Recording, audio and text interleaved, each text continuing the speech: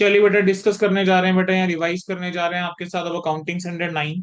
ठीक है, accounting standard 9 के अंदर बेटा देखो, स्टैंडर्ड का नाम क्या है सर? स्टैंडर्ड का नाम है revenue recognition. Revenue recognition standard के अंदर बेटा सबसे पहली चीज आती है ऑब्जेक्टिव की। ये स्टैंडर्ड जो है वो डील किसके साथ करके चलता है? Recognition of revenue. ठीक है, कि जो भी प्रॉफिट एंड लॉस के अंदर रेवेन्यू आता है आप उसको कैसे रिकॉग्नाइज करके चलोगे। जो मेन फोकस है बेटा इस स्टैंडर्ड का वो टाइमिंग के ऊपर है कि रेवेन्यू रिकॉग्नाइज कब होना चाहिए।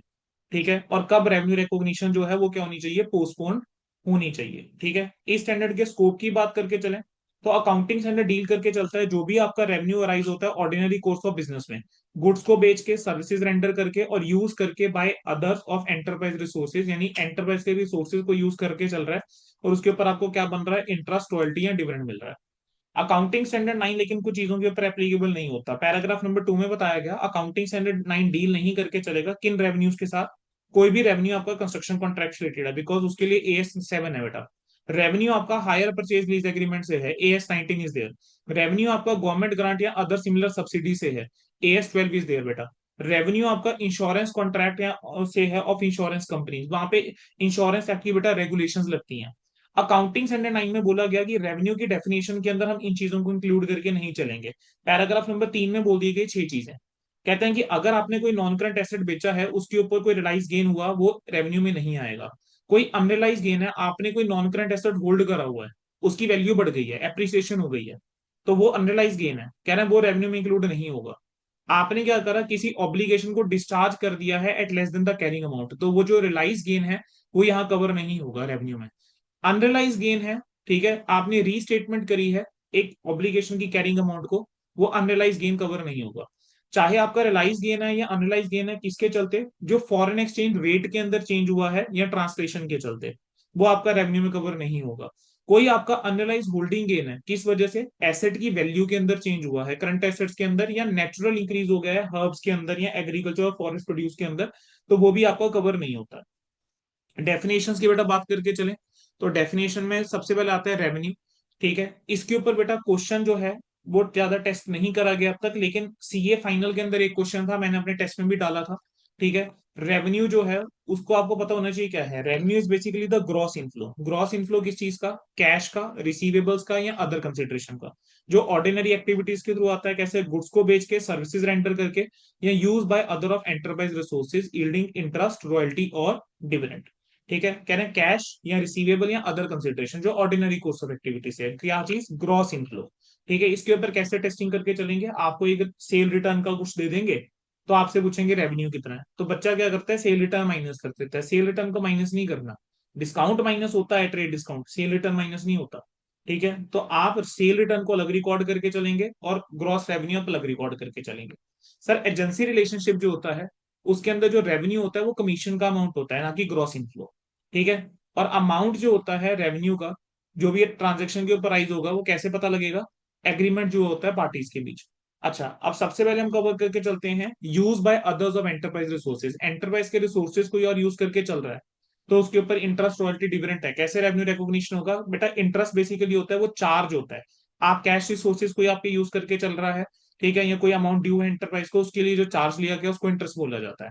रॉयल्टी क्या होता है? ये वो चार्ज होता है एसेट को यूज करने के लिए, know how, patent, trademark, copyright. और डिविडेंड जो होता है वो क्या होता था? ये रिवॉर्ड होता है होल्ड करने के लिए इन्वेस्टमेंट इन शेयर्स। इंटरेस्ट को रिकॉग्नाइज करा जाता है टाइम प्रपोर्शन बेसिस के ऊपर, taking into consideration the amount outstanding और रेट एप्लीकेबल। तो अगर इंटरेस्ट के ऊपर क्वेश्चन आता है तो एग्जामिनर भी लुक फॉर दिस थिंग, कि आपने अपने आंसर के अंदर लिखा है कि इंटरेस्ट जो है वो रिकॉग्नाइज होगा टाइम प्रपोर्शन बेसिस के ऊपर, अमाउंट जो आउटस्टैंडिंग है और रेट एप्लीकेबल के ऊपर। रॉयल्टी जो है वो कैसे होती है? एक्रूवल बेसिस के ऊपर होती है and in accordance with the relevant agreement होती है। और डिविडेंड इनकम जो रिकॉग्नाइज होता है वो तब तब होता है जब ओनर का right to receive payment establish हो जाता है, इरेस्पेक्टिव वो किसी और से रिलेटेड है। अब इसके अंदर कॉमन पॉइंट आता है कि अगर कोई भी सिग्निफिकेंट अनसर्टेनिटी है रिगार्डिंग अल्टीमेट कलेक्शन तो आप रेवेन्यू रिकॉग्निशन करके नहीं चलेंगे। अगर अनसर्टेनिटी है तो रेवेन्यू रिकॉग्निशन क्या होना चाहिए? पोस्टपोन।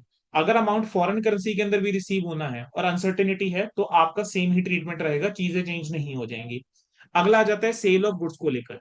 कहते हैं सेल ऑफ गुड्स के अंदर आपको रेवेन्यू तब रिकॉग्नाइज करना चाहिए कि अगर ये कंडीशन सेटिस्फाइड है। पहला, जो सेलर ऑफ गुड्स है उसने बेटा प्रॉपर्टी इन गुड्स ट्रांसफर कर दिया है बायर को फॉर अ प्राइस, और जो भी रिस्क और रिवॉर्ड रिलेटेड टू ओनरशिप है वो ट्रांसफर करा जा चुका हुआ है।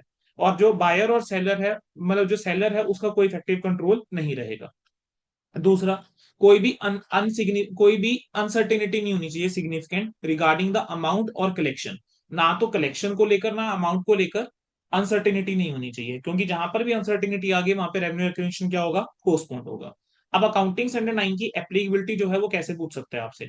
अगर डिलीवरी जो है बेटा वो डिले हुई है at the request of the buyer, लेकिन बायर ने टाइटल और एक्सेप्ट कर लिया है और बिलिंग एक्सेप्ट कर ली है, ठीक है, तो अब कैसे करोगे? मैंने याद करो अपना गाड़ी वाला एग्जांपल दिया था कि भाई मैंने जो है जुलाई में गाड़ी ली थी, ठीक है।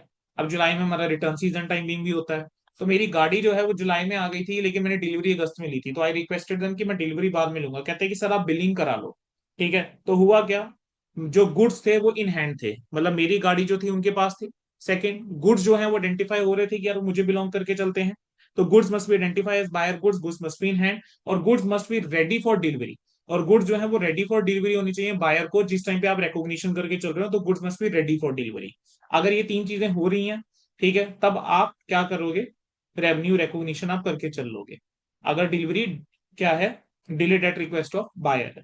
अच्छा, अगला आता है डिलीवरी सब्जेक्ट टू कंडीशंस है। बेटा गुड्स बेचे गए हैं लेकिन इंस्टॉलेशन और इंस्पेक्शन है साथ में। बेटा सीधी सी बात है, आपके घर में कोई एसी लगा, अब उसके ऊपर क्या है, इंस्टॉल करके जाएंगे ना, उस एसी को चलाकर जाएंगे, ओके रिपोर्ट लेकर जाएंगे कि देख लो जी कूलिंग हो रही है नहीं हो रही।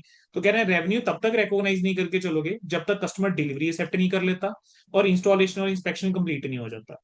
जहां पर इंस्टॉलेशन प्रोसेस सिंपल है वहां पे रेवेन्यू को रिकॉग्नाइज करा जा सकता है, इवन अगर इंस्टॉलेशन पेंडिंग है, कंप्लीट नहीं हुई है।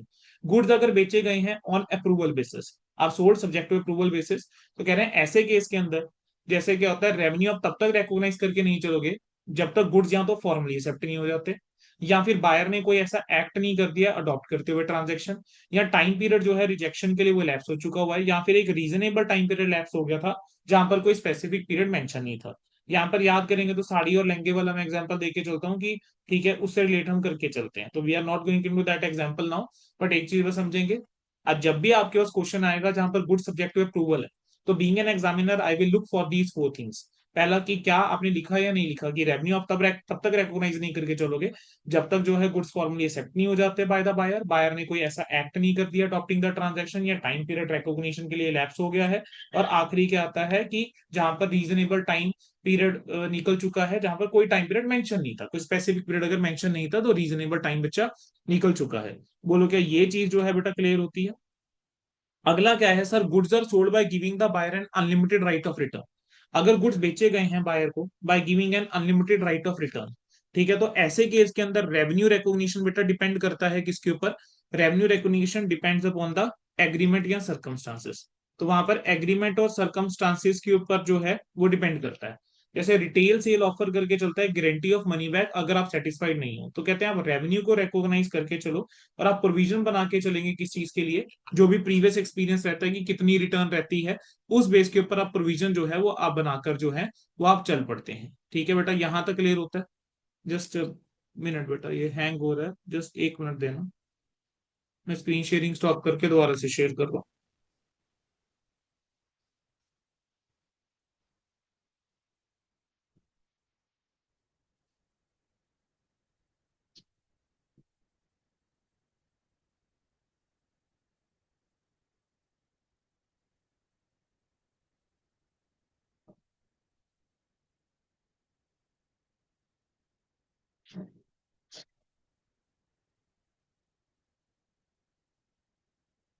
चलिए बेटा, अगला पॉइंट क्या आता था, कंसाइनमेंट सेल का। कंसाइनमेंट सेल के अंदर क्या होता है, कहना है रेवेन्यू आप तब तक रिकॉग्नाइज नहीं करके चलोगे जब तक गुड जो है वो थर्ड पार्टी को बेच नहीं देते, और रेवेन्यू जो है वो रिकॉग्नाइज। अच्छा, अगला आता था cash on delivery. Cash on delivery में क्या होता है, कहना है रेवेन्यू तब तक रिकॉग्नाइज नहीं होगा जब तक कैश सेलर को नहीं मिल जाता या उसके एजेंट को नहीं मिल जाता। आप अमेजोन से सामान ऑर्डर करके चलते हैं, कैश ऑन डिलीवरी करते हैं, तो जब तक आप कैश एजेंट को हैंड ओवर नहीं कर दोगे तब तक रेवेन्यू वो रिकॉग्नाइज करके नहीं चलेंगे। अगला आता है सेल और रीपर्चेज एग्रीमेंट। सर होता क्या है सेल और रीपर्चेज एग्रीमेंट? आपने क्या करा कि किसी को गुड्स जो है वो बेचे, ठीक है, तो आपने एक सेल ट्रांजेक्शन जो है यहाँ पर कर दी। आपने क्या कर दिया, किसी को गुड्स बेचे तो आपने एक सेल ट्रांजेक्शन कर दी। बाद में आपने इन्हीं गुड्स को जो है अपने पास वापस ले लिया, यानी आप कह रहे हो कि इन गुड्स को आप रीपरचेज करोगे। एक एग्रीमेंट कर दिया कि जो गुड्स हम बेच रहे हैं उसी को हम रीपरचेज करके चलेंगे एक लेटर रेट के ऊपर। तो बेटा this is more of a financing arrangement.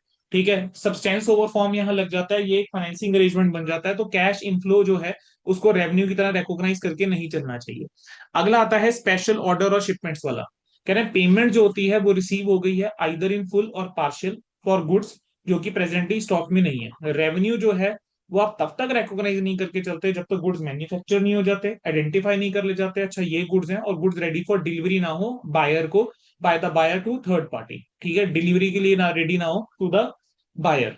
ठीक है, तब तक आप रेवेन्यू रिकॉग्निशन करके नहीं चलते हैं। मैंने बोला कि भाई मुझे जो है टी शर्टें बनवानी है अपनी एकेडमी के नाम की, और उसके ऊपर मुझे स्पेसिफिक तरीके का लोगो चाहिए। ठीक है, ऑब्वियसली वो टी शर्टें बेटा स्टॉक में नहीं होंगी, उन वो लोगो लगा के टी शर्टें फाइनलाइज करी जाएंगी। ठीक है, तो जब गुड्स मैन्युफैक्चर हो जाएंगे, आइडेंटिफाई हो जाएंगे और वो रेडी फॉर डिलीवरी होंगे, तब उसका रेवेन्यू जो है वो बेटा रिकॉग्नाइज करा जाएगा। अगला आता है सेल टू इंटरमीडिएट पार्टीज। कह रहे हैं जहां पर भी गुड्स बेटा बेचे जाते हैं डिस्ट्रीब्यूटर को, डीलर्स को रीसेल के लिए, तो रेवेन्यू रिकॉग्नाइज तब करना चाहिए जब रिस्क ऑफ ओनरशिप ट्रांसफर हो गया है, और जहां पर बेटा बायर जो है वो इन सब्सटेंस अगर एजेंट की तरह है काम करके चल रहा है, तो उसको कंसाइनमेंट स्टॉक की तरह ही, सेल की तरह ही डील करा जाएगा। अगला क्या आता है कि जहां पर पेमेंट आपको बेटा इंस्टॉलमेंट में मिल रही है बायर से, और गुड्स जो है वो सेलर ने डिलीवर करे हैं ऑन द फाइनल पेमेंट, तो कह रहे हैं वहां पे रेवेन्यू आप रिकॉग्नाइज तब तक नहीं करके चलोगे अंटिल गुड्स आर डिलीवर्ड। जब तक गुड्स डिलीवर नहीं होंगे तब तक आप जो है रेवेन्यू रिकॉग्निशन नहीं करके चलोगे। पेमेंट कैसे आ रही है, इंस्टॉलमेंट में आ रही है बायर से, लेकिन गुड्स कब डिलीवर होंगे, फाइनल पेमेंट के ऊपर होंगे। तो रेवेन्यू तब रिकॉग्नाइज करना जब गुड्स डिलीवर कर दोगे। सर इन्वेस्टमेंट इंस्टॉलमेंट सेल है अगला। कह रहे हैं जहां पर आपको कंसिडरेशन इंस्टॉलमेंट के अंदर आ रही है, इंस्टॉलमेंट मतलब इंक्लूडिंग द इंटरेस्ट, तो वहां पर कह रहे हैं कि जो तो सेल प्राइस है एक्सक्लूडिंग इंटरेस्ट, उसको तो आप जिस दिन सेल हुआ है उसी दिन रिकॉग्नाइज करके चलो। कह रहे हैं लेकिन इंटरेस्ट आप टाइम प्रपोर्शन बेसिस के ऊपर, अनपेड बैलेंस के ऊपर, आप जितना अमाउंट आउटस्टैंडिंग है उस अकॉर्डिंग रेट एप्लीकेबल के अकॉर्डिंग रिकॉग्नाइज आप करके आप चलेंगे। ठीक है, फिर उसके बाद नेक्स्ट जो है वो आता है सब्सक्रिप्शन एंड पब्लिकेशन। ठीक है,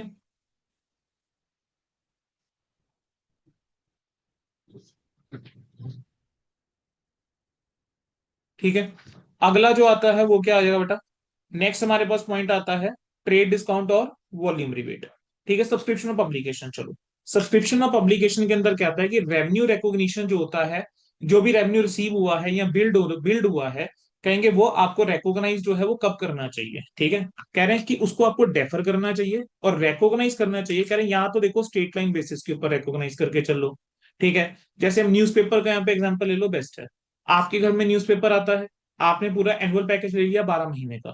ठीक है, तो कह रहे हैं यहाँ तो भाई देखो स्टेट लाइन बेसिस के ऊपर आप जो है इसको रेवेन्यू को रिकॉग्नाइज करके चल लो, कि आप रेवेन्यू को डेफर करके चलोगे। ठीक है, या फिर दूसरा क्या होगा कि जहां पर आइटम जो आप डिलीवर करके चल रहे हो अगर वो वेरी करती है in value from period to period, जैसे सैटरडे संडे का न्यूज़पेपर अगर आप देखोगे यूजली महंगा होता है।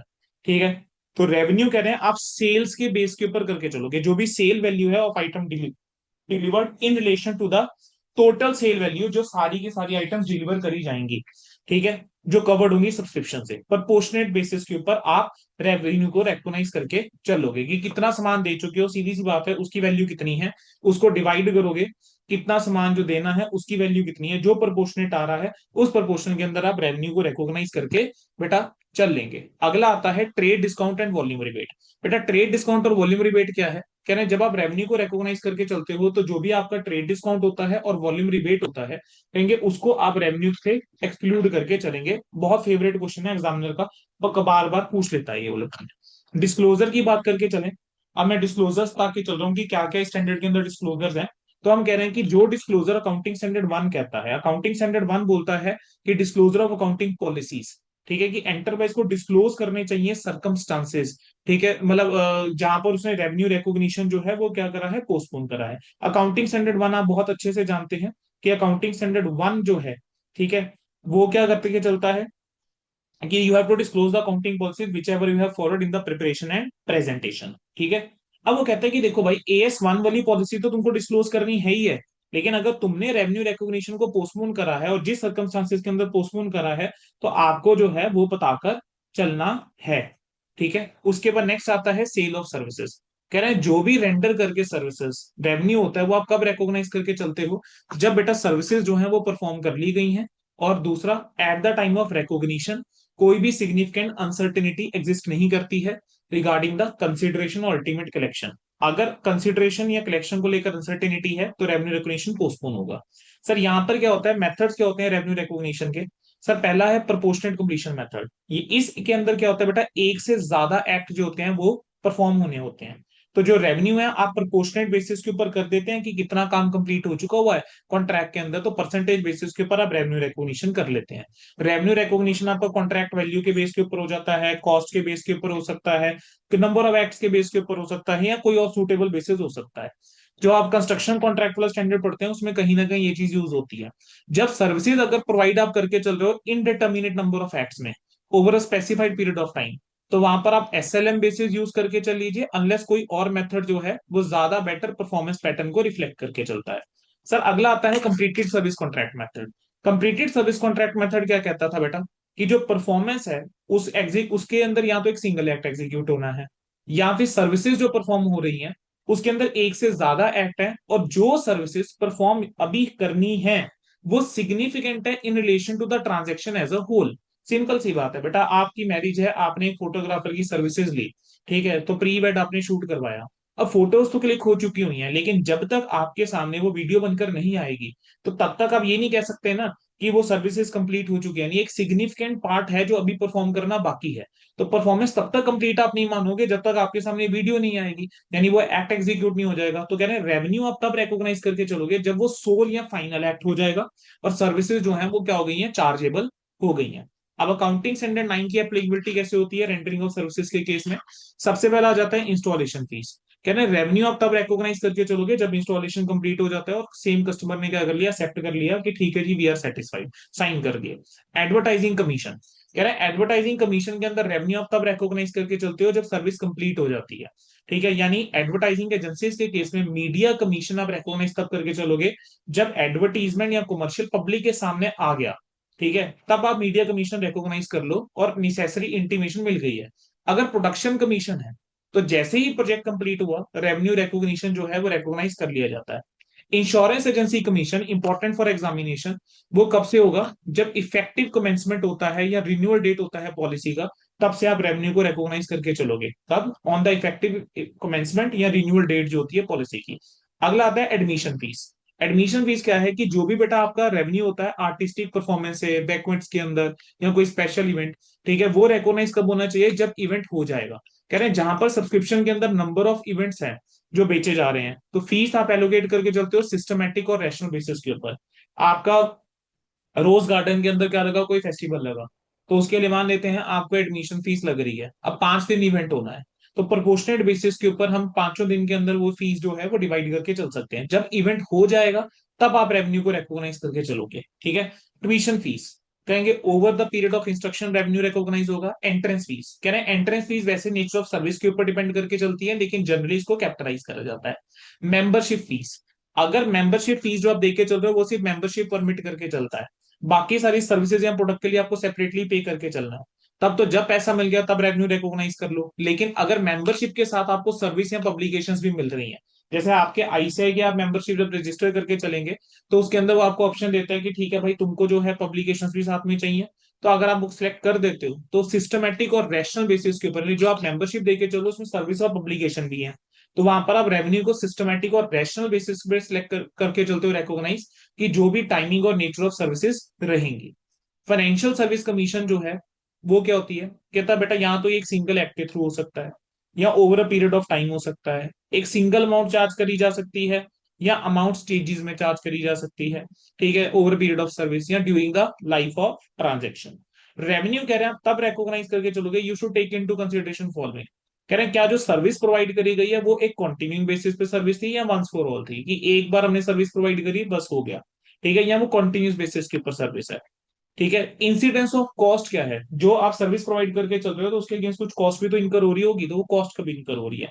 और टाइमिंग क्या है पेमेंट की, क्या आपको पैसा कब मिल रहा है। कह रहे हैं अगर कमीशन आपने जैसे चार्ज करी है ग्रांट करने के लिए या अरेंज करने के लिए लोन या अदर सिमिलर फैसिलिटीज, तो आप रिकॉग्नाइज करके चलते हो लोन या अदर फैसिलिटी। ठीक है, जब अदर लोन या अदर फैसिलिटी प्रोवाइड हो जाएगी तो तब आप उसको क्या करके चलते हो, रिकॉग्नाइज करके चलते हो, यानी बाइंडिंग ऑब्लिगेशन जो है वो एंटर हो चुका हुआ है। ठीक है, ठीक है। अगला क्या है, अगर कमिटमेंट चार्जेस हैं जैसे, या फैसिलिटीज फीस है, कोई लोन मैनेजमेंट फीस है, वो कॉन्टिन्यू ऑब्लिगेशन रिलेटेड है, तो रेवेन्यू का वो कैसे रिकॉग्नाइज होगा, जितने टाइम का लोन है या फैसिलिटी है, उसको आप कंसीडर करके चलोगे, कितना अमाउंट आउटस्टैंडिंग है, नेचर क्या है सर्विसेज की, टाइमिंग क्या है। तो मैचिंग प्रिंसिपल हम यहाँ लगाकर चलते हैं। यूजुअली फाइनेंशियल सर्विसेज के ऊपर मैंने बहुत ज्यादा क्वेश्चन पेपर में अब तक नहीं देखे हैं। अगला आता है कि अनसर्टेनिटीज का क्या इफेक्ट रहता है रेवेन्यू रिकॉग्निशन के ऊपर।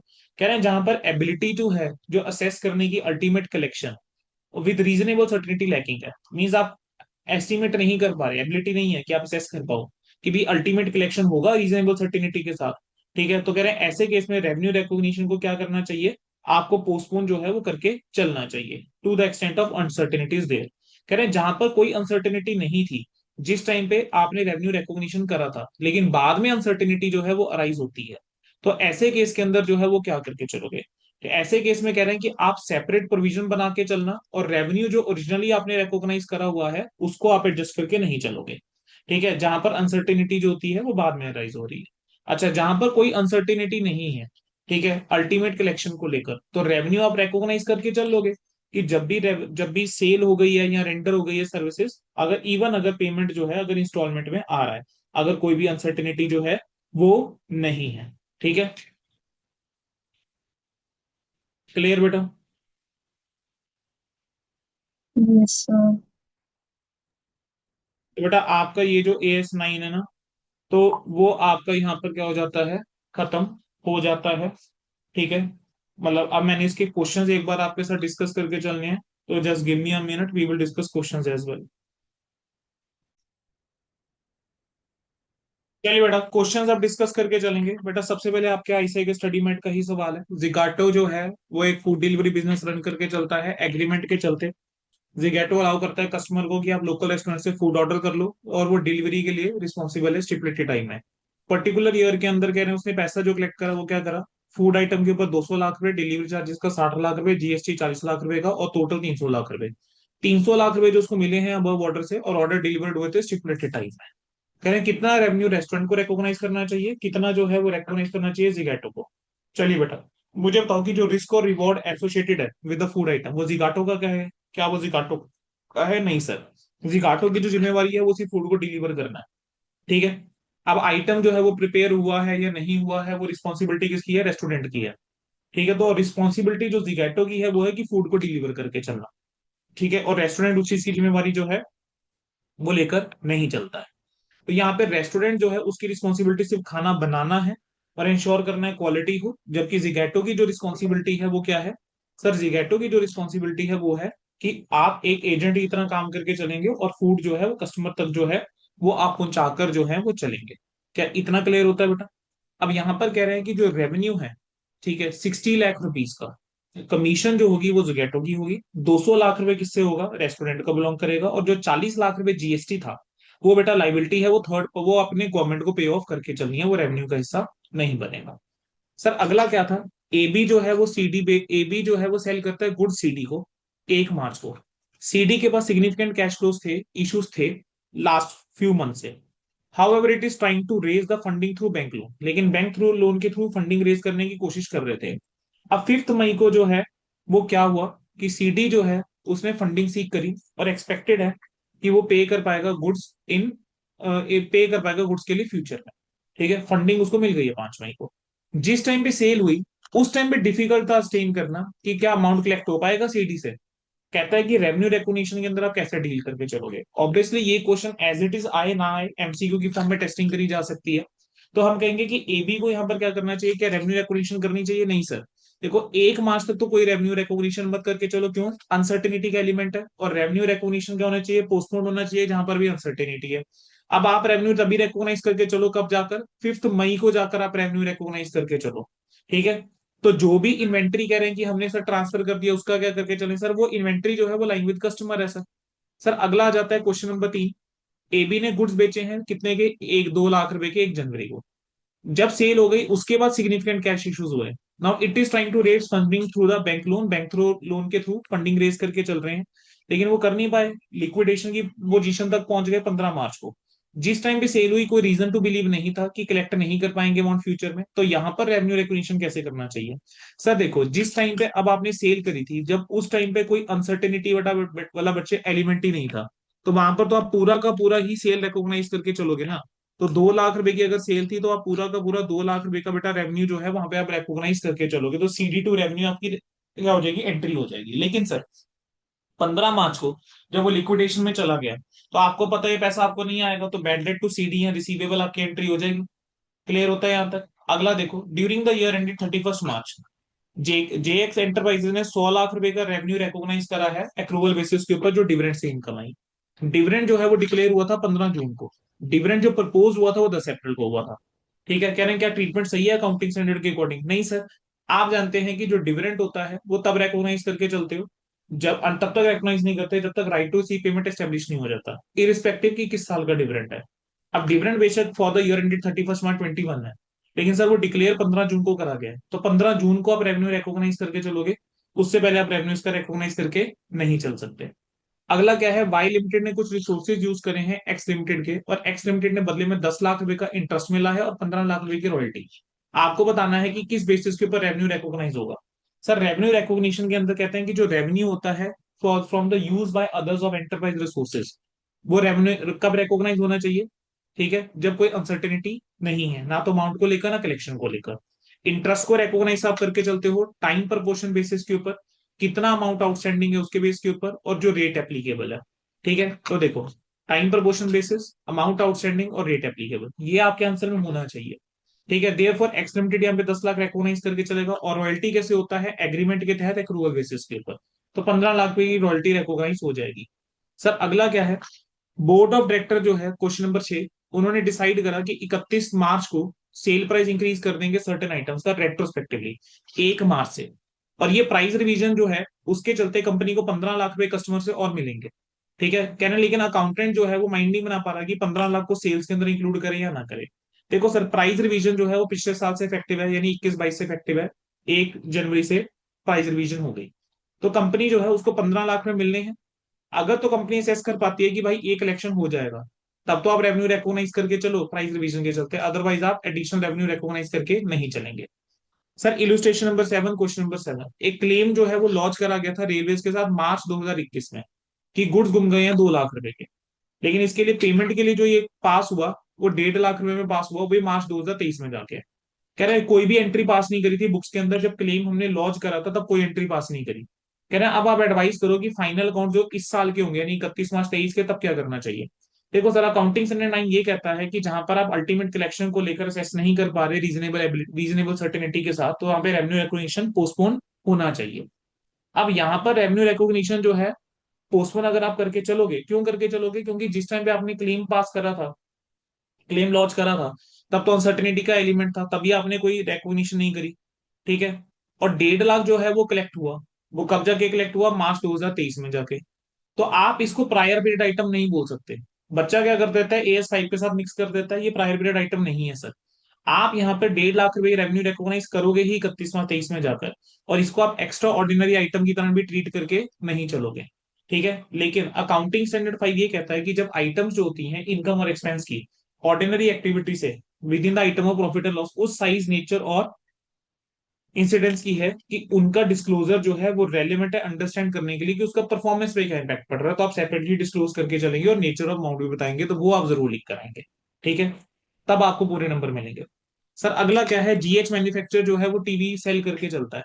ठीक है, मैन्युफैक्चर सेल करके चलता है। टेलीविजन जो है वो शिप से सी करके चलते हैं कस्टमर को। अब in order to transfer the risk related to the shipment, GH जो है वो एक इंश्योरेंस कवर भी लेके चलता है। ठीक है, जब वो ट्रांजिट के अंदर होते हैं, इंश्योरेंस पॉलिसी जो है वो रिम्बर्समेंट किसको करके चलेगी, GH को करके चलेगी अगर कोई लॉस हो गया। कह रहे हैं जो लीगल टाइटल है वो कब पास होगा कस्टमर को, 1 महीने बाद। कह रहे हैं क्या एंटिटी जो है उसको रेवेन्यू रिकॉग्नाइज करना चाहिए यहाँ पर, उस GH को कब रेवेन्यू रिकॉग्निशन करनी चाहिए? सर देखो सीधी सी बात है, GH को रेवेन्यू तब रिकॉग्नाइज करना चाहिए जब गुड्स कस्टमर के प्रेमाइसेस में पहुंच जाएगा। GH ने क्या करा है, रिस्क और रिवॉर्ड तो ट्रांसफर करा नहीं, बल्कि इंश्योरेंस जो आपने ले रखी है अगर उसके ऊपर कोई डैमेज होगा वो भी GH को ही मिलेगा।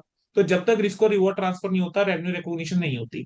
सर पेपर में जो आपको क्वेश्चन पूछ लेता है वो इस टाइप का क्वेश्चन पूछ लेता है, एक ही क्वेश्चन पूछेगा उसके अंदर 4 पॉइंट्स दे देगा। कह रहे हैं 60,000 रुपए के गुड्स जो हैं बेचे गए थे 20 मार्च को, बट कस्टमर की रिक्वेस्ट के ऊपर 10 अप्रैल को डिलीवर करे गए। सर जब ऐसा होता है तो आप जानते हैं कि क्या कंडीशन फुलफिल होनी चाहिए। The goods must be in hand, goods must belong to the buyer. ठीक है। अगर वो सारी कंडीशन जो है फुलफिल होके चल रही है, ठीक है, और रिस्क और रिवॉर्ड ट्रांसफर करा जा चुका हुआ है, ठीक है, तो उस केस के अंदर आप जानते हैं कि रेवेन्यू आप रेकोगनाइज करके चलोगे, तो यहाँ पर 20 मार्च को रेवेन्यू रेकोगनाइज हो जाएगा, क्योंकि delivery delayed at the request of buyer है। सर 15 जनवरी को 1.5 लाख रुपए के गुड्स कंसाइनमेंट बेसिस के ऊपर बेचे थे, जिसमें से 20% के गुड्स जो हैं वो अनसोल्ड हैं। सर तो कंसाइनमेंट केसेस के अंदर आप रेवेन्यू तब रिकॉग्नाइज करके चलते हो जब गुड्स थर्ड पार्टी को बिक जाते हैं। तो 80% गुड्स बिक गए हैं, तो 1.5 लाख का 80% यानी 1,20,000 ही रेवेन्यू रिकॉग्नाइज करके चलोगे for the year ended 31 March 2022, और बाकी जो आपका स्टॉक है वो unsold stock goods lying with the consignor के तौर पे रहेगा। सर 1,20,000 रुपए के गुड्स जो हैं वो अप्रूवल बेसिस के ऊपर बेचे गए थे 1 दिसंबर को। जो पीरियड ऑफ अप्रूवल है वो आफ्टर 3 मंथ्स, वो 3 months after which they're considered sold. Buyer ने 75% गुड्स का अप्रूवल तो 31 जनवरी को दे दिया, यानी अभी तो 2 महीने हुए हैं और अप्रूवल आ गया, तो 31 जनवरी को 75% के जितना, यानी 1/20 का 75%, 90,000 रुपए का रेवेन्यू रिकॉग्नाइज हो जाना चाहिए। कह रहे हैं कोई अप्रूवल या डिसअप्रूवल नहीं आया 31 मार्च तक। सर 3 महीने 28 तक को पूरे हो चुके हुए हैं, तो इस वजह से हम क्या करके चलेंगे, फेब के एंड में हम बाकी 25% का रेवेन्यू भी रिकॉग्नाइज करके चल लेंगे। Sir next, apart from the above the company ने कैश सेल्स करी 780 की ग्रॉस, और ट्रेड डिस्काउंट 5% का है। सर जो ट्रेड डिस्काउंट है वो रेवेन्यू में इंक्लूड करके नहीं चलते, तो 780 में से 5% आप माइनस कर दोगे। सर ऐसा क्वेश्चन है तो पेपर में आंसर लिखना कैसे है। सबसे पहले एक जनरल लिख देना, क्योंकि सारा गुड्स से रिलेटेड था, कि जब भी ट्रांजेक्शन के अंदर सेल ऑफ गुड्स है तो परफॉर्मेंस आप कब मान के चलते हो फुलफिल हुई है, जब सेलर ने गुड्स ट्रांसफर कर दिए हैं, ठीक है, रिस्क और रिवॉर्ड ट्रांसफर हो चुका हुआ है, कोई इफेक्टिव कंट्रोल नहीं रहा, और कोई सिग्निफिकेंट अनसर्टेनिटी अमाउंट और कलेक्शन को लेकर नहीं है। फिर उसके बाद आपने चारों केसेस जो मैंने बोला वो सब लिख देंगे, और लास्ट में हम दिखा देंगे अगर करके दिखाने टोटल रेवेन्यू चारों में कितना हुआ। सर प्रैक्टिकल क्वेश्चन 8 क्या था, कि केवाई एंटरप्राइजेस एंटर करता है फॉलोइंग ट्रांजेक्शन में, 31 मार्च को 2 मशीनें सप्लाई करी है कस्टमर एसटी को। दोनों मशीनें एक्सेप्ट हो गई हैं, दोनों मशीनें एक्सेप्ट हो गई हैं by ST on 31 March. Machine one वो द मशीन जो रूटीनली सप्लाई होती है, और इंस्टॉलेशन प्रोसेस सिंपल है। मुझे याद आया जहां पर इंस्टॉलेशन प्रोसेस सिंपल होता है वहां पर आप रेवेन्यू रिकॉग्निशन कर लेते हैं। तो मशीनरी वन ऐसे इंस्टॉल कब हुई है, 2 अप्रैल को हुई है। मशीन टू जो है वो स्पेशलाइज्ड है, उसके लिए इंस्टॉलेशन प्रोसेस कॉम्प्लिकेटेड है, ठीक है, और वो इंस्टॉल कब हुआ, 2 अप्रैल से 5 अप्रैल में। आपको वैल्यू दे रखी है, sale price 3,20,000, 3 lakh, cost of production 160 150, और installation fees nil and 10,000। Current transaction को आप कैसे रिकॉग्नाइज करके चलोगे बेटा, मशीन वन की बात करके चलो। तो उसके लिए तो आपको क्या करना चाहिए, 31 मार्च को रिकॉग्निशन कर लेनी चाहिए जितना रेवेन्यू है, यानी 320। सीओजीएस कितना है, 160 है, तो प्रॉफिट कितना हो गया, 160 का। क्योंकि क्वेश्चन में बोला हुआ है कि रेवेन्यू जो मशीन है वो ऑलरेडी एक्सेप्टेड है, तो रेवेन्यू जो है जो भी होगा वो हम 31 में 21 में ही क्या कर लेंगे, रिकॉग्नाइज कर लेंगे, क्योंकि एक्सेप्टेंस जो है यानी उसका मतलब क्या हुआ कि रिस्क और रिवॉर्ड ट्रांसफर हो गया है। मशीन टू के केस में इंस्टॉलेशन प्रोसेस जो है वो कॉम्प्लिकेटेड है, तो जो मशीन है वो तो एक्सेप्ट हो गई है, तो मशीन का जो रेवेन्यू है यानी 3 लाख रुपए वो तो आ जाना चाहिए। लेकिन जो इंस्टॉलेशन वाला है वो अगले साल, ठीक है, ही रिकॉग्नाइज करके चलोगे 5 अप्रैल को, जब इंस्टॉलेशन क्या हो जाएगी, कंप्लीट हो जाएगी। सर अब आप क्वेश्चन फॉर प्रैक्टिस देखोगे तो आपको बेटा ऐसा नहीं है कि कोई बहुत नए ज्यादा पॉइंट्स देखने को मिलेंगे। क्वेश्चन फॉर प्रैक्टिस के अंदर पहला क्वेश्चन ही चलो उठा लो।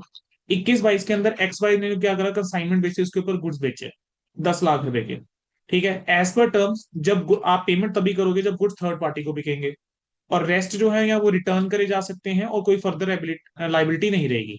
अगर सिर्फ 5.5 लाख रुपए के गुड्स ही बिके हैं और बाकी अनसोल्ड हैं, तो रेवेन्यू कितना होगा, 5.5 लाख होगा। एमसीक्यू में ऐसा पूछा जा सकता है। सर अगला क्वेश्चन भी डिटो सेम ही है, रिपीट हो गया। सर ए ने क्या करा है, बिल्डिंग बेची 50 लाख रुपए की बी को, और पोजेशन भी दे दिया बी को। बुक वैल्यू बिल्डिंग की 30 की थी, डॉक्यूमेंटेशन लीगल फॉर्मेलिटीज पेंडिंग है, कंपनी ने सेल रिकॉर्ड नहीं करी, और अमाउंट को एज एडवांस दिखाया। क्या सही है, नहीं सर। यहाँ पे substance over form will come into play, economic reality आप देखकर चलोगे, ठीक है। टाइटल इन गुड्स ट्रांसफर नहीं हुआ है लेकिन प्रॉपर्टी तो ट्रांसफर कर दी है, तो यहाँ पर सेल रिकॉग्नाइज होनी चाहिए, और 20 लाख रुपए का गेन आपके पीएनएल के अंदर आना चाहिए, और आपको बिल्डिंग को डी रिकॉग्नाइज करके चलना चाहिए। सर अगला देख लेंगे। सर एक इंफ्रास्ट्रक्चर कंपनी ने एक मॉल बनाया और एंटर करती है एग्रीमेंट के अंदर tenants towards the licence fees. Monthly rental रहेगा और वेरिएबल लाइसेंस फीस रहेगी जो टर्नओवर का एक परसेंटेज रहेगा। सीएफओ जो है वो चाहता है कि अकाउंट करना या रिकॉग्नाइज करना लाइसेंस फीस को as income during the current year, and variable licence fees को नेक्स्ट ईयर के अंदर, सिंस इनवॉइस जो है वो सब्सिक्वेंट ईयर में रेज होता है। कह रहे हैं क्या सीएफओ सही है। सर देखो, रेवेन्यू रिकॉग्निशन जो है वो टाइमिंग को लेकर फोकस करके चलता है। अब रेवेन्यू जो अराइज हो रहा है, ठीक है, वो तो एग्रीमेंट के हिसाब से होगा, लेकिन अनसर्टिनिटीज अगर एग्जिस्ट करती हैं तो आप रेवेन्यू रिकॉग्निशन को पोस्टपोन भी करके चलते हैं। लेकिन एक्रूवल कंसेप्ट अगर मैं देखूं तो रेवेन्यू अगर एक्रू हो गया है तो जिस पीरियड में एक्रू हो गया आपको उस पीरियड में रिकॉग्नाइज करके चलना चाहिए। अब यहाँ पर देखो तो जो मंथली रेंटल है, जो फिक्स वाला पार्ट है, वो तो आएगा ही आएगा, लेकिन जो वेरिएबल लाइसेंस फीस है अभी तो टर्नओवर का क्या है, परसेंटेज ही है ना। ठीक है, तो यहाँ पर रेवेन्यू जो है, रिकॉग्निशन जो है, उसको आप डेफर करके नहीं चल सकते सिर्फ इस वजह से कि इनवॉइस बाद में जाके रेज करा। वहां पर आप रेवेन्यू रिकॉग्निशन एक्रूवल बेसिस को फॉलो करते हुए चलोगे। ठीक है। अच्छा, आपको बताना था कि कब रेवेन्यू रिकॉग्नाइज करा जा सकता है। ट्रेड डिस्काउंट और वॉल्यूम रिबेट, सर ये तो हम रेवेन्यू में से माइनस करके चलते हैं डिडक्शन की तरह। सर जहां पर गुड्स आपने डिस्ट्रीब्यूटर को बेचे हैं फॉर अदर्स फॉर रीसेल, तो वहां पर रेवेन्यू आप तब रिकॉग्नाइज करके चलते हैं जब significant risk of ownership pass on हो चुका हुआ है। ठीक है, अगर एजेंट की तरह है तो कंसाइनमेंट सेल की तरह ट्रीट करते हो। जहां पर सेलर कॉन्क्रीटली री एग्री एग्री कर जाता है रीपर्चेज करने के लिए, तो that is more of a financing arrangement. और इंश्योरेंस एजेंसी के कमीशन में क्या पड़ा था, इफेक्टिव कमेंसमेंट या रिन्यूअल डेट जो होती है पॉलिसी की। देखो अगला क्वेश्चन बिल्कुल वैसा ही है। नेक्स्ट क्वेश्चन देखो बिल्कुल वैसा, कि रेवेन्यू कब रिकॉग्नाइज करके चलोगे, installation fees, advertisement, insurance, subscription for publication, हमने ये सब चीजें जो है वो ऑलरेडी पढ़ी हुई है। सर शिप्रा लिमिटेड ने क्या करा, successful has been successful jeweller पिछले 100 सालों से, सेल सिर्फ कैश में होती है और कह रहे हैं कि रिटर्न नेग्लिजिबल है। कंपनी ने क्या करा, एक नई डिवीजन के अंदर गई, अप्रैल में गई, तो कह रहे हैं कि एक यंग सीनियर एग्जीक्यूटिव को इंचार्ज बनाया गया और सेल 5 गुना बढ़ गई। कह रहे हैं एक कंडीशन क्या थी सेल्स की, कि डीलर जो है वो अनसोल्ड स्टॉक वापस करके चल सकते हैं 1 महीने के अंदर सीजन एंड के। सेल रिटर्न 25% थी। कह रहे हैं रेवेन्यू रिकॉग्निशन पॉलिसी सजेस्ट करके चलो। अब देखो ये बिल्कुल ही एक डिफरेंट क्वेश्चन आ गया। ऐसा क्वेश्चन स्टडी मेंट में है ही नहीं, पास पेपर का क्वेश्चन है, रेदर ये सीए फाइनल आर्ट, ये आरटीपी नवंबर 2021 का क्वेश्चन है। ठीक है, तो चलिए सर देखेंगे। कह रहे हैं रेवेन्यू रिकॉग्निशन जो होता है वो किससे कंसर्न होता है, टाइमिंग से रिलेटेड होता है। अगर अनसर्टेनिटी है तो पोस्टपोन करना चाहिए, तो पहले तो वही सब चीजें जो है वो लिखी हुई है कि एग्रीमेंट के तहत होगा। फिर आपने लिखा इफेक्ट ऑफ अनसर्टेनिटी, कि यहाँ पर क्या लिखा कि ज्वेलरी बिजनेस के केस में कंपनी जो है वो कैश बेसिस के ऊपर बेच रही है और रिटर्न्स क्या है, नेग्लिजिबल है। तो रेवेन्यू आपको सेल्स पे रिकॉग्नाइज कर लेना चाहिए। लेकिन ऑन द अदर हैंड जो एप्रिल इंडस्ट्री है, तो वहां पर तो डीलर जो है उसके पास राइट है कि आप अनसोल्ड स्टॉक को 1 महीने के अंदर वापस करके चल सकते हो। तो यहाँ पर कंपनी को 25% तक का रेवेन्यू रिकॉग्नाइज नहीं करना चाहिए क्योंकि उसको लेकर अनसर्टेनिटी है। तो कंपनी डिस्क्लोज करके चल सकती है अपनी पॉलिसी अकॉर्डिंगली, कि जो भी पॉलिसी वो फॉलो करके चल रही है। सर अगला क्या है, देखो 10 टेनर जो है वो लेदर शूज के अंदर है। 31 मार्च को शूज बेचे हैं कंसाइनमेंट बेस के ऊपर, आप पढ़ चुके हैं कंसाइनमेंट मेरे साथ, रीपर्चेज करने हैं सेम गुड्स। ठीक है। अगला क्या बोला, कि 1,60,000 रुपए के शूज बेचे थे लेकिन डिलीवरी डिलेट करी गई थी। तो वही पॉइंट्स घूम फिर के आ रहे हैं जो हमने ऊपर पढ़े हैं। ठीक है, तो I will directly jump to those questions जो थोड़े से नए हैं, जो थोड़े से डिफरेंट है। ठीक है, बाकी तो वही क्वेश्चंस हैं, मोर और लेस जस्ट नाम चेंज होगा, वैल्यू चेंज होगी।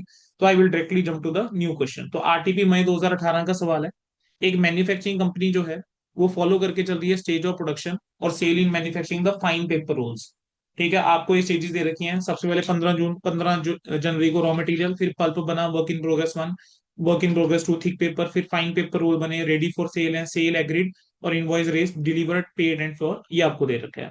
यानी किस स्टेज के ऊपर रेवेन्यू जो है वो जनरेट होगा और आप कितना नेट प्रॉफिट जो है वो रहेगा इस साल का। सर रेवेन्यू जो है वो कब आप रेकोनिशन करके चलते हो गुड्स के केस में, जब सेलर ने गुड्स जो है वो ट्रांसफर कर दी हैं प्रॉपर्टी इन गुड्स, रिस्क और रिवॉर्ड जो है वो क्या हो गए हैं, ट्रांसफर हो गए हैं, कोई इफेक्टिव कंट्रोल नहीं रहा है, कोई सिग्निफिकेंट अनसर्टिनिटी नहीं है। सेल आप तभी रिकॉग्नाइज करके चलोगे जब ये कंडीशन सेटिस्फाइड है। ठीक है। अब यहाँ पर देखो तो सेल एग्रीड कब हो गई है और इनवॉइस कब रेज हो गया, 15 मार्च को। तो इट इज द 15 मार्च जहां पर रेवेन्यू जो है वो रिकॉग्नाइज होना चाहिए अगर कंडीशन सेटिस्फाइड है। तो अब 15 मार्च को अगर आप करके चल रहे हो, सर मेरी कॉस्ट तो 2 लाख है, बेचा कितने में है, 3.5 लाख में, एनआरबी 3.5 लाख, तो 3.5 लाख और 2 लाख का डिफरेंस, यानी 1.5 लाख रुपए आपका क्या हो जाएगा, प्रॉफिट हो जाएगा। सर अगला क्वेश्चन सिमिलर है, अगला क्वेश्चन सिमिलर है, next question is also somewhere similar. अच्छा यहाँ पर आ जाओ, क्वेश्चन नंबर 15 है। सर पीक्यूआर जो है वो सेल करता है एग्रीकल्चर प्रोड्यूस डीलर को। एक कंडीशन ये थी कि जो सेल होगा, इज दैट, सेल की कंडीशन थी कि इंटरेस्ट जो है वो 2% का रहेगा पर मंथ अगर डिलेड पेमेंट रही, और परसेंटेज ऑफ इंटरेस्ट रिकवरी कितना है, 10% हो जाता है किसी न किसी कारण के चलते। अब 21-22 में कंपनी पूछना चाह रही है कि क्या एंटायर इंटरेस्ट रिसीवेबल को रिकॉग्नाइज कर ले, क्या एग्री करते हो सर। सर देखो, रेवेन्यू रिकॉग्निशन के अंदर एक चीज बड़ी कॉमन है, कि जहां पर भी अल्टीमेट कलेक्शन को लेकर क्या है, अनसर्टिनिटी अनसर्टिनिटी है, तो वहां पर आपको क्या करना चाहिए, कि पोस्टपोनमेंट करनी चाहिए। अब यहाँ पर अकाउंटिंग स्टैंडर्ड 9 की बिल्कुल बेयर टेक्स्ट की लैंग्वेज लिखी है इन्होंने, कह रहे हैं कि where the ability to assess the ultimate collection with reasonable certainty is lacking, example for escalation of price, export incentive, interest, तो रेवेन्यू रिकॉग्निशन पोस्टपोन होना चाहिए to the extent of uncertainty involve. It में भी appropriate की revenue आप तभी recognise करके चलो जब रीजनेबल सर्टेनिटी है, जहां पर अनसर्टेनिटी नहीं है अल्टीमेट कलेक्शन को लेकर, ठीक है, वहां पर रेवेन्यू रिकॉग्नाइज कर लो जब भी सेल हुई या सर्विसेज रेंडर करी। तो यहाँ पर पीक्यूआर लिमिटेड जो है वो 10% के लिए, क्योंकि अमाउंट ओवर ड्यू है, उसको अब रेवेन्यू में रिकॉग्नाइज करके उसको नहीं चलना चाहिए। तो कंपनी का एडवाइस है कि आप इंटरेस्ट को रिकॉग्नाइज तभी करो जब रिसिप्ट बेसिस के ऊपर होगा, ठीक है, रिसिप्ट बेसिस पे आप रिकॉग्नाइज करके चलिए। सर अगला जो मुझे क्वेश्चन आपको करवा के चलना है एंड द लास्ट क्वेश्चन, ठीक है, वो किस रिलेटेड है, वो क्वेश्चन आपका इस कैटेगरी का है बेटा। न्यू एरा पब्लिकेशन ने एक मंथली मैगजीन निकाली 15 को ऑफ एवरी मंथ। वो एडवर्टाइजिंग स्पेस सेल करते हैं मैगजीन्स के अंदर, आपने देखा होगा मैगजीन्स के अंदर जो एड्स आती है ना बेटा, वो स्पेस सेल होता है। तो कह रहे हैं कि स्पेस जो है वो सेल होता है किस टर्म्स के ऊपर, कि 80% सेल वैल्यू जो है वो एडवांस में होगी, और बैलेंस 30 डेज के अंदर होगी रिलीज ऑफ द पब्लिकेशन। यानी हर महीने की अगर 15 तारीख को पब्लिकेशन रिलीज होती है, तो कह रहे हैं 80% तो देखो भाई एडवांस ही रहेगा, यानी इससे पहले रहेगा, और जब ये रिलीज हो जाएगी उसके 30 दिन के अंदर बाकी 20%। कह रहे हैं जो सेल ऑफ स्पेस है मार्च के लिए was made in Feb, March month की जो सेल रहेगी स्पेस की वो फेब में हो जाती है। तो मैगजीन जो है वो शेड्यूल डेट के ऊपर यानी 15 मार्च को क्या हुई होगी publish. It receive 2,40,000 on 10th of March. हमें 15 मार्च से पहले 240 आ गया, तो ये तो एडवांस आ गया। और 60,000 रुपये जो है हमें 10 अप्रैल को जाकर आया। आपको AS9 के कंटेक्स में बताना था कितना रेवेन्यू रिकॉग्नाइज करोगे, जो अमाउंट मिला है उसका ट्रीटमेंट क्या होगा, और अगर पब्लिकेशन डिलीट होती है तब क्या करोगे। सर AS9 जो है वो ये कहता है कि एक ट्रांजेक्शन जिसके अंदर रेंडरिंग ऑफ सर्विसेज है, तो परफॉर्मेंस कब होता है, कंप्लीटेड सर्विस कॉन्ट्रैक्ट मेथड के चलते हैं या प्रोपोर्शनेट के चलते। ठीक है, अब इस केस के अंदर इनकम कब एक्रू होगी, जो पब्लिक के सामने एडवर्टीजमेंट आएगी। अब एडवर्टीजमेंट सर्विस जो है ये एडवर्टीजमेंट सर्विस में फॉल कर गया ना। एडवर्टीजमेंट सर्विस को आप कब परफॉर्म मान के चलते हो, जब एडवर्टीजमेंट पब्लिश हो गई है। तो रेवेन्यू आप रिकॉग्निशन उस दिन पे करोगे। अब 15 मार्च को डेट ऑफ पब्लिकेशन, 15 मार्च जो है वो डेट ऑफ पब्लिकेशन है। यहाँ पे 3 लाख जो है वो मार्च की इनकम रिकॉग्नाइज होनी चाहिए। टर्म्स ऑफ पेमेंट यहाँ पे रेलिवेंट है ही नहीं, क्योंकि आप एक्रूवल बेसिस के ऊपर आप उसको जो है करके चल रहे हो। ठीक है, तो 60,000 जो अमाउंट ड्यू है 31 मार्च को, ठीक है, वो ड्यू है, और 2,40,000 तो आप पेमेंट दिखाओगे दिखाओगे। अगर पब्लिकेशन मान लो डिले हो जाती 2 अप्रैल तक, तो उस केस में फिर आप क्या करते, जो 3 लाख रुपए का रेवेन्यू है आप उसको कब दिखा के चलोगे, ठीक है, अगले साल। ठीक है, यानी यहाँ पर आप एडवांस की तरह क्या आप ट्रीट करके चलोगे, ठीक है, वहां पर आप एडवांस की तरह ट्रीट करके चलोगे। ठीक है, यानी अगले साल हम इस रेवेन्यू को जो है वो दिखा के चल लेंगे। ठीक है, देख लेते हैं एक बार लाइन पढ़ लेते हैं। In that case the revenue of 3 lakh will be recognise in the year 31 March after the magazine is published. कह रहे हैं पब्लिश जब हो जाएगी मैगजीन उसके बाद। यहाँ पर बेटा 21 होना चाहिए। ठीक है, और कह रहे हैं जो अमाउंट रिसीव्ड हुआ है सेल ऑफ एडवर्टीजमेंट स्पेस से, ठीक है, 2,40,000 रुपए का, उसको आप एडवांस मानोगे। ठीक है, सीधी सी बात है, 2 अप्रैल के बाद हो रहा है तो आप क्या मान के चलोगे, एडवांस आप उसको मान के आप चलेंगे। बोलो क्या ये चीज क्लियर होती है बेटा। ठीक है, कंफ्यूजन हुई होगी थोड़ी बहुत, वो लास्ट क्वेश्चन में ही होगी। फाइल आप सबके साथ शेयर करी हुई है।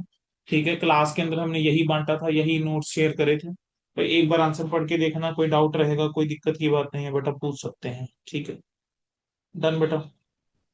बेटा आपका AS9 जो है वो रिवाइज हो चुका हुआ है, बाकी सारे क्वेश्चन इसी कैटेगरी के हैं जो हमने पढ़े हैं, सब कुछ हमने कवर कर दिया। यहाँ पर आपका AS9 टोटली रिवाइज हो जाता है। ठीक है।